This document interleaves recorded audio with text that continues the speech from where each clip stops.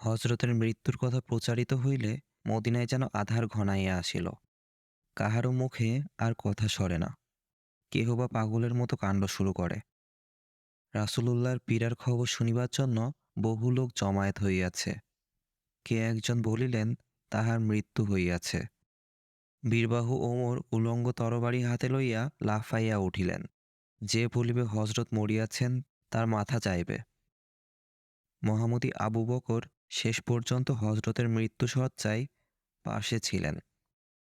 তিনি গম্ভীরভাবে জনতার মধ্যে দাঁড়াইলেন, বলিলেন, যাহারা হজরতের পূজা করিত তাহারা জানুক তিনি মারা গিয়াছেন, আর যাহারা আল্লাহর উপাসক তাহাদের জানা উচিত আল্লাহ অমর, অবিনশ্বর।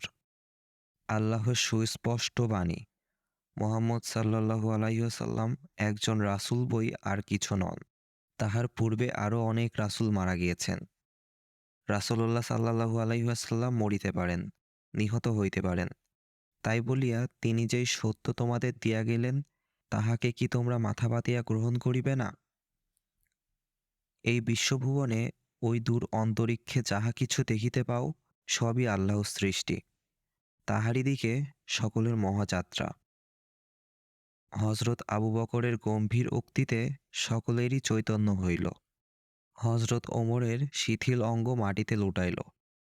তাহার স্মরণ হইল হজরতের বাণী, আমি তোমাদেরই মতো একজন মানুষ মাত্র। তাহার মনে পড়িল কোরআনের আয়াত, মোহাম্মদ, মৃত্যু তোমারও ভাগ্য, তাহাদেরও ভাগ্য। তাহার অন্তরে ধ্বনিয়া উঠিল মুসলিমের গভীর প্রত্যয়ের স্বীকারোক্তি, অমর সাক্ষ্য, মুহাম্মদ সাল্লাল্লাহু আলাইহি ওয়াসাল্লাম আল্লাহর দাস ও রাসূল। শোকের প্রথম প্রচণ্ড আঘাতে আত্মবিস্মৃতির পূর্ণ সম্ভাবনার মধ্যে দাঁড়াইয়া স্থিতধী হজরত আবু বকর রাদিয়াল্লাহু তাআলা আনহু রাসূলের প্রতি শ্রদ্ধা নিবেদনের সীমারেখা সৃষ্টি করিয়া তুলিলেন। তিনি রাসূল, কিন্তু তিনি মানুষ, আমাদেরই মতো দুঃখ বেদনা, জীবন মৃত্যুর অধীন রক্তমাংসে গঠিত মানুষ। এই কথাই বৃদ্ধ হজরত আবু বকর সিদ্দিক রাদিয়াল্লাহু তাআলা আনহু মূর্ছিত মুসলিমকে বুঝাইয়া দিলেন। তিনি মানুষের মন আকর্ষণ করিয়াছিলেন মুখ্যত তাহার মানবীয় গুণাবলী দ্বারা। মক্কার শ্রেষ্ঠ বংশে তিনি জন্মিয়াছিলেন, কিন্তু বংশগৌরব হজরতের সচেতন চিত্তে মুহূর্তের জন্যেও স্থান লাভ করে নাই। জন্মদুঃখী হইয়া তিনি সংসারে আসিয়াছিলেন।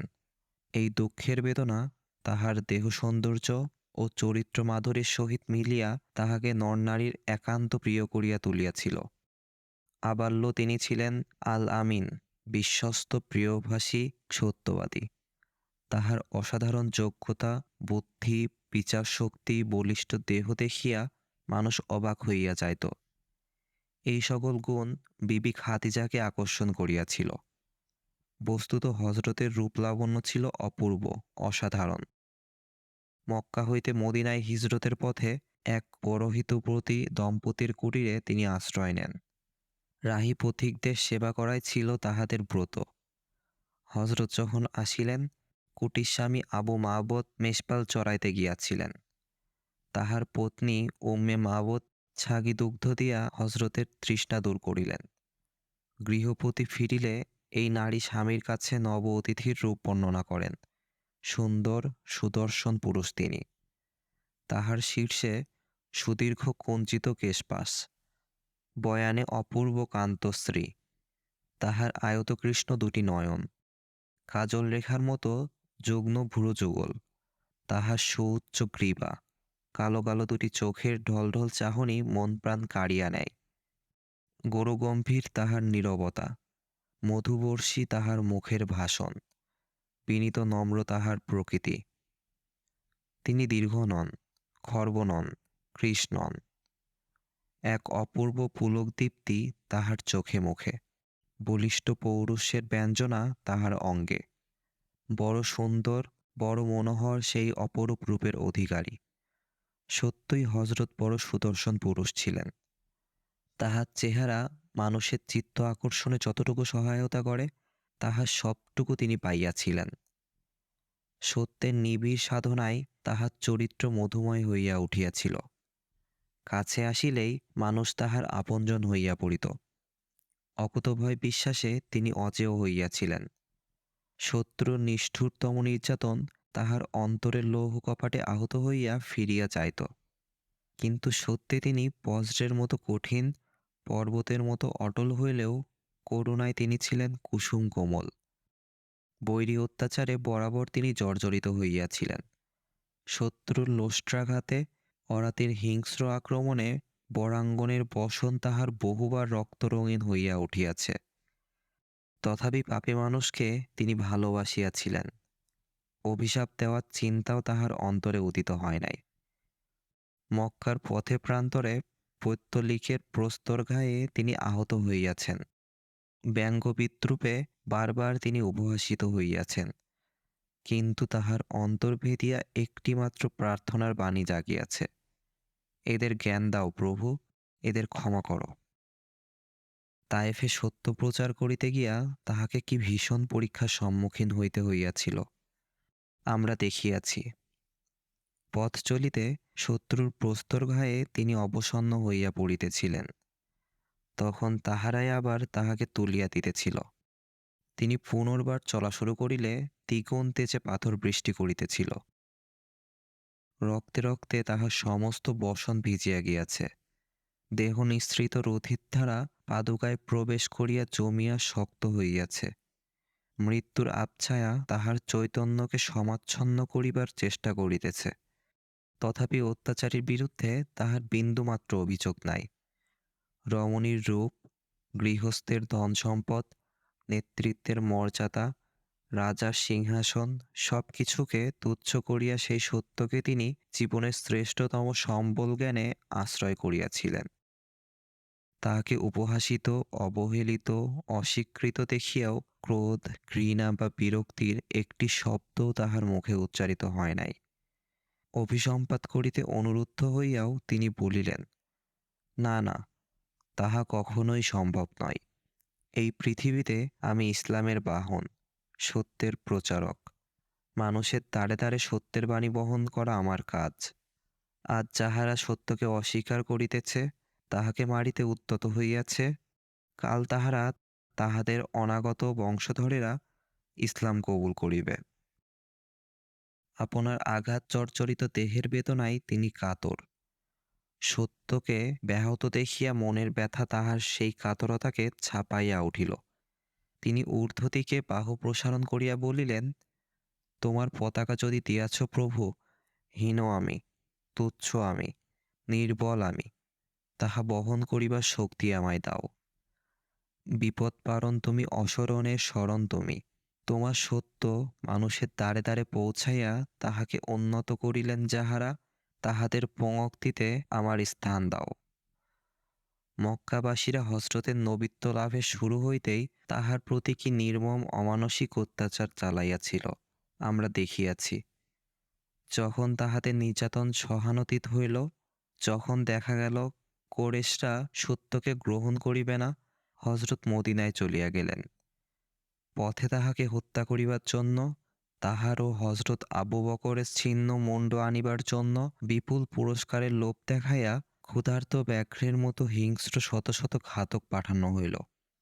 বদর, ওহদ ও আহজাব বা খন্দক যুদ্ধে মক্কার বাসিন্দা এবং তাহাদের মিত্র জাতিরা সম্মিলিত হইয়া ইসলামের ও মুসলিমের চিহ্নটুকু পর্যন্ত ধরাপৃষ্ঠ হইতে মুছিয়া ফেলিবার জন্য প্রাণপণ করিল। খয়বরের যুদ্ধে হযরতের পরাজয়ের মিথ্যা সংবাদ শুনিয়া হযরতের মৃত্যু সম্ভাবনায় আনন্দে আত্মহারা হইয়া পড়িল। হুদায়বিয়া সন্ধিতে হযরতের শান্তিপ্রিয়তার সুযোগ লইয়া মুসলিমের স্কন্ধে ঘোর অপমানের শর্ত চাপাইয়া দেওয়ার পরও তাহাদের সহিত বিশ্বাসঘাতকতা করিতে চাহিল, এবং তারপর হযরত যেই দিন বিজয়ী বেশে মক্কায় প্রবেশ করিলেন, সেই দিনও তাহার সহিত যুদ্ধ কামনা করিয়া খালিদের সহিত হাঙ্গামা বাধাইয়া দিল। এইভাবে শেষ পর্যন্ত যাহারা পদে পদে আনিয়া দিল লাঞ্ছনা, অপমান, অত্যাচার, নির্যাতন, প্রত্যেক সুযোগ যাহারা আনিল বৈরিতার বিষাক্ত বাণ, হযরত তাহাদের সহিত কি ব্যবহার করিলেন? জয়ীর আসনে বসিয়া ন্যায়ের তুলাদণ্ড হাতে লইয়া বলিলেন, ভাই সব, তোমাদের সম্বন্ধে আমার আর কোনো অভিযোগ নাই। আজ তোমরা সবাই স্বাধীন, সবাই মুক্ত। মানুষের প্রতি প্রেম পুণ্যে উদ্ভাসিত এই সুমহান প্রতিশোধ সম্ভব করিয়াছিল হজরতের বিরাট মনুষ্যত্ব। শুধু প্রেম করুণাই নয়, মানুষ হিসাবে আপনার তুচ্ছতাবোধ, আপনার ক্ষুদ্রতার অনুভূতি তাহার মহিমা গৌরবকে মুহূর্তের জন্যও ছাপাইয়া উঠিতে পারে নাই। মক্কা বিজয়ের পর হজরত সাফা পর্বতের পার্শ্বে বসিয়া সত্যান্বেষী মানুষকে দীক্ষাদান করিতেছেন। এমন সময় একটি লোক তাহার কাছে আসিয়া ভয়ে কাঁপিতে লাগিল। হজরত স্মিত মুখে তাহাকে বলিলেন, কেন তুমি ভয় পাইতেছ? ভয়ের কিছুই এখানে নাই। আমি রাজা নই, সম্রাট নই, মানুষের প্রভু নই। আমি এমন এক নারীর সন্তান, সাধারণ শুষ্ক মাংসই ছিল যাহার নিত্যকার আহার্য। মহামহিমার মাঝখানে আপনার সামান্যতম এই অনুভূতি হজরতের চরিত্রকে শেষ পর্যন্ত সুন্দর ও স্বচ্ছ রাখিয়াছিল। মানুষ ত্রুটির অধীন, হজরতও মানুষ, সুতরাং তাহারও ত্রুটি হইতে পারে। এই যুক্তির বলে নয়, বরং তাহার অনাবিল চরিত্রের স্বচ্ছ সহজ প্রকাশ মর্যাদাহানির আশঙ্কা তুচ্ছ করিয়া লোকচক্ষে সম্ভাবিত হেয়তার ভয় অবহেলায় দূর করিয়া তিনি অকুতোভয়ে আত্মদোষ উদ্ঘাটন করিয়াছেন। একদিন তিনি মক্কার সম্ভ্রান্ত লোকদের কাছে সত্য প্রচারে ব্রতী। মজলিসের এক প্রান্তে বসিয়া একটি অন্ধ, সম্ভবত সে হজরতের দুই একটি কথা শুনিতে পান নাই। বক্তৃতার মাঝখানে একটি প্রশ্ন করিয়া সে হজরতকে থামাইল। বাধা পাইয়া হজরতের মুখে ঈষৎ বিরক্তির আভাস ফুটিয়া উঠিল। তাহার ললাট সামান্য কুঞ্চিত হইল। ব্যাপারটি এমন কিছুই গুরুতর নয়। বক্তৃতায় বাধা হইলে বিরক্তি অতি স্বাভাবিক। আবার দুঃখী দুর্বল লোকদের হজরত বড় আদর করিতেন, কাহারও ইহা অজ্ঞাত নয়। সুতরাং তিনি অন্ধকে ঘৃণা করিয়াছেন, কাঙাল বলিয়া তাহাকে হেলা করিয়াছেন, এই কথা কাহারও মনে আসে নাই। কিন্তু তাহার এই তুচ্ছতম ত্রুটির প্রতি ইঙ্গিত আসিল কোরআনের একটি বাণীতে। তিনি বিনা দ্বিধায়, বিনা সংকোচে তাহা সকলের কাছে প্রচার করিলেন।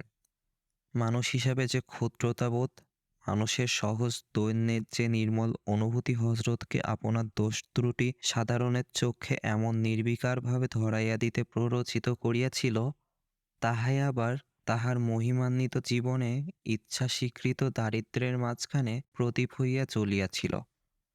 অনাত্মীয় পরিপার্শ্বের মধ্যেও নিবিড় নির্বিচার ভক্তি, শ্রদ্ধা, স্বীকৃতি ও আনুগত্য তিনি বড় অল্প পান নাই।